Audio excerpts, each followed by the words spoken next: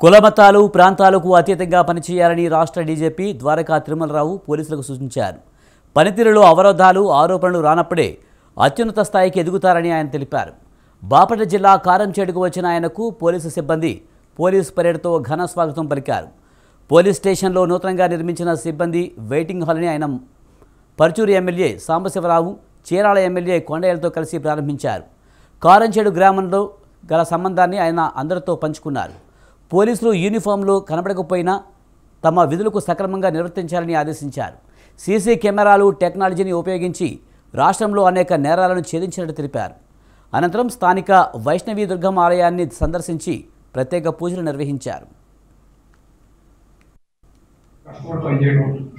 కులమతాలకి అతీతంగా, ప్రాంతాలకు అతీతంగా పనిచేసేందుతో పాటు పని విషయంలో ఎప్పుడు ఏ విధంగా కాంప్రమైజ్ లేకుండా నిక్కచ్చిగా అవసరమైతే ఎవరైనా విభేదించినా సరే గట్టిగా పనిచేయాలనేటువంటి ఒక ఆలోచన అయితే కష్టాల్లో ఉన్నవాడు వాళ్ళు మన కింద పనిచేసే ఉద్యోగులు కావచ్చు, లేదా బయట ప్రజలు కావచ్చు, సిటిజన్స్ కావచ్చు కన్నా కానీ వాళ్ళకి సాయం చేయండి.